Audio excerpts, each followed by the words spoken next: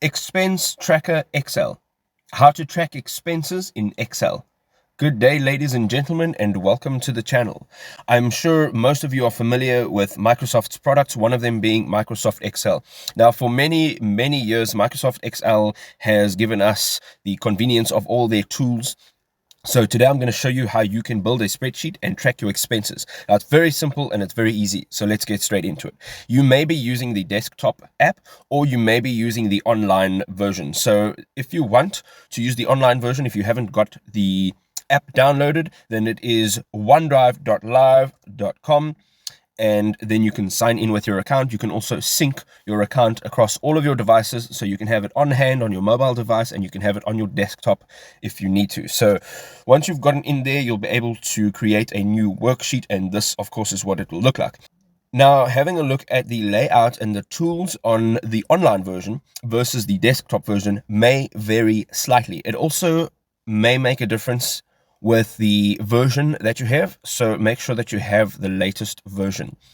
So we're going to jump straight into it, and on the top over here you can see that it's given a name to your worksheet automatically, and it is book 2. So what we can do here first of all is we can enter our file name. So we can do an expense tracker, so expenses, and then you can maybe put a date in there. You can do a monthly expense tracker, you can do a annual expense tracker. It just depends on what it is that you would like to do. So I'm going to call this expenses 2023, and I'm going to hit enter, and as you can see here now, it has actually changed the name for me. So we're going to go ahead and start building our table. So the first thing we're going to see here is we're going to put our descriptions over here, and thereafter we are going to enter our dates.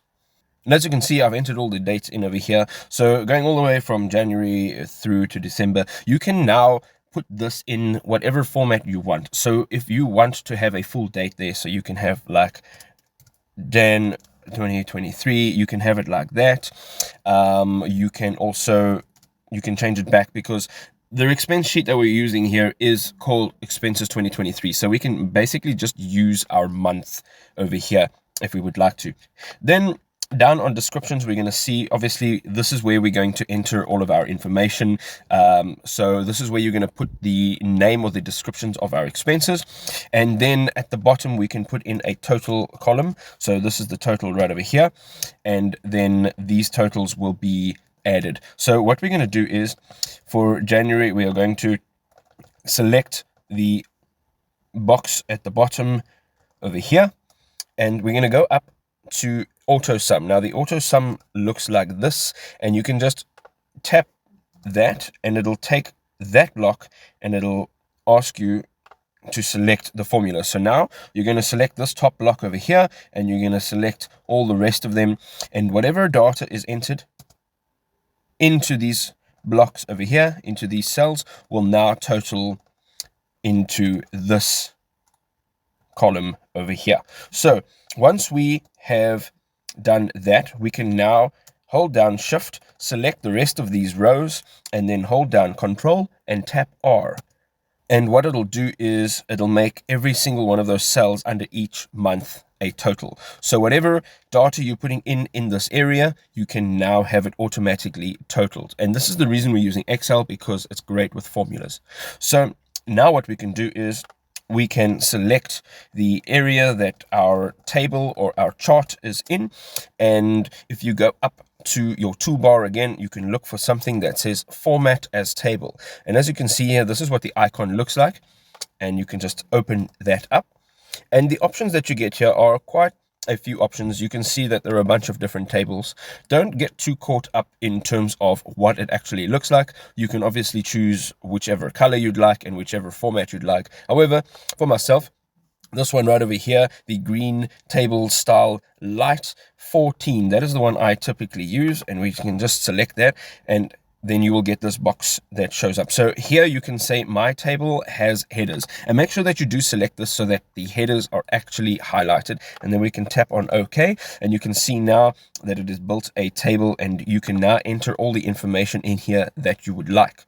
So the first thing we're going to do is we're going to enter a bunch of things that we are going to be spending money on each month. So first of all, we want to put things in like rent or mortgage. And then the next one, we're going to do fuel. Perhaps we are going to do our connectivity. We can also put in there security. We can also enter something such as a car payment.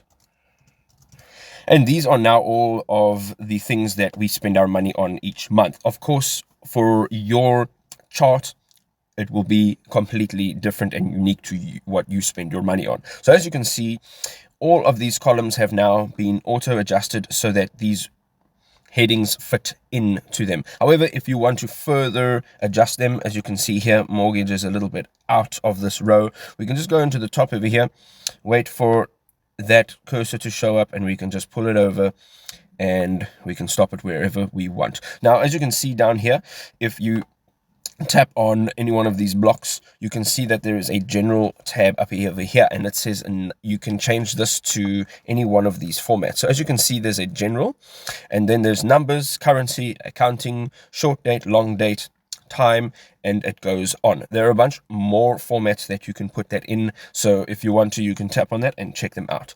For now, we're going to leave that row as general, and we're going to come over here into the months, and as you can see here, we can now take this cell, we can hold down shift and we can select the rest of these cells, and we want to include the total as well. And once that is selected, we can go up to general, and once you have that drop down menu, you can go down to currency and you can just tap on currency. Now this is where you can define everything about what these cells are going to actually give you. So once we have tapped on currency, right next to currency you can see accounting. We can tap on that, and now you will be given your country of origin or your default currency, and then there is a more accounting formats, and you can tap on that. Now once you've tapped on that, you will see that it brings up a bunch of other options over here. Now on the left hand side, you can see again there are some categories as you had seen previously. So now what we can do is we can tap on currency, and as you can see here, we can tap on however many decimal places we want after the comma. Of course, we want 2 decimal places. We can now also select our symbol. So depending on where you are, you can just select the symbol. As you can see down here, it says English, United States, and we can just select that. And now you can see that your symbol will be in dollars.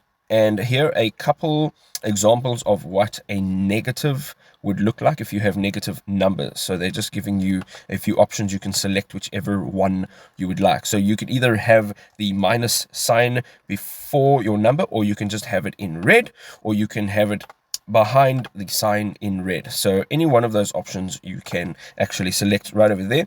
Once you're done defining this, you can go down to the bottom of the box and tap OK, and now you will see when we entering data in over here, it'll actually be in currency. So let's say, for example, we're going to our rent or our mortgage, our housing cost. Again, as I had stated before, these descriptions, this column, you can make whatever it is that you want. You can also double tap on that, and you can now change this to whatever it is that you want. So if you want to put it as categories, you can put that in there as well. You just tap enter and it is all in right over there. So now we're having a look at actually entering some data. So let's say, for example, you're spending $1,000 on your rent or your mortgage, and there it is. It is now entered it into a currency, and you can see right over there, it has taken that number and it has given you the total over there. So let's go one further and say for fuel, we are spending $500, connectivity, we're spending $100, security, we're spending $50, and our car payment, we're spending another $1,000. So now you can see our expense right over here has totaled, and you can now trust that the sum over here is exactly equal to that number. Now, of course, you're going to have payments each month that will be the same. So those are your fixed expenses. And then you're going to have payments each month that are your variable expenses. So what you could possibly do here, if you would like, is you could enter another column over here. And we can just go again to the tables format, and we can tap on that. And once that opens, we can select another table, and we can say that my table does have headings, and we can say OK again.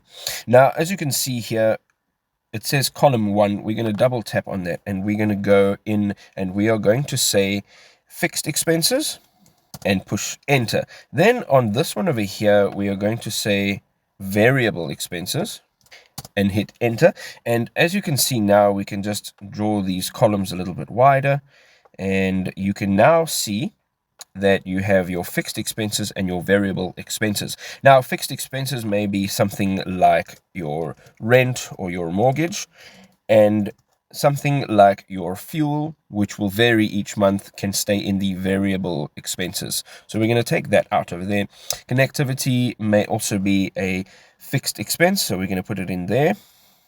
We can just hold down Control, tap the C, go over to that one, hold down Control, and tap the V, and it'll be in there. We can take that one and we can delete it. Security, we can also maybe change that and delete that. And then we have a car payment, which may also be a fixed expense, so we can go ahead and change it like that. So we can also put things in here like your groceries, and we can say put in an amount over there. So as you can see here, we have now divided our fixed expenses and our variable expenses. So you've got your total, and so each and every month you're going to see that there are a bunch of different expenses. So now let's say, perhaps just for example's sake, I'm going to just copy that, and I'm going to enter it in there, and I'm going to enter it in there, and so forth. So each and every month your totals will vary, of course.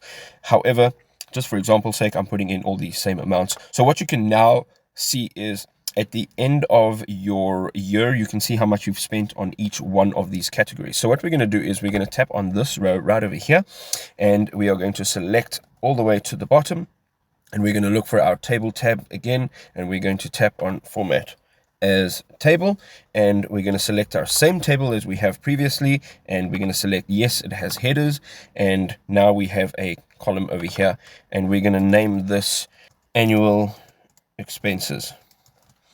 And we can then hit enter. We can also open up that row a little bit, and now you can see all of the information right over there. So we can then select this total to be put in over here. So once we've selected that cell, we can now tap on the auto sum, and then we can take, as it's pre-selected, all of that, and we can just hit enter. And now you can see what you have spent on each one of these items in total, right over here, in your entire year of 2023. That is what you have spent. And as you can see up here, it has put these amounts in as totals. Now, again, what we can do is we can take these rows, we can select them all, and we're going to go into this top toolbar over here, and we are going to select currency. And then right next to that, we are going to select more accounting formats, and we can now just change that to currency over there, and we can change the symbol again to the dollar and 2 decimal places, exactly the same format as the previous. And now you can see that we have built this expense tracker. So now you can see what you're spending on each month and each year. So on the left hand side over here, as you can see that we have our fixed expenses and our variable expenses. We then have all of our months in the year, and as we're going down, we have the totals per month, per category. And then you can see over here you have your annual expenses. So on rent for this year so far, we've spent $4,000. And of course, as I said previously, your data will all look different to my data. I'm just using this as an example. And here you can see the total that you have spent, each category included of every month. And that is the total right over there. And you can now use this formula to pretty much track any bit of expense. So if you have different categories of expenses, you can use this. You can put it all in one sheet. You can enter it all in one table, or you can have it all separated. So you can also change this from month to month. So if you want to have a new one, you can name this expenses January 2023, and you can have a more detailed expense tracker right over here on Excel. I hope you enjoyed this video. If you did, don't forget to leave us a like. Don't forget to subscribe to the channel, and we'll see you in the next one. Cheers for now.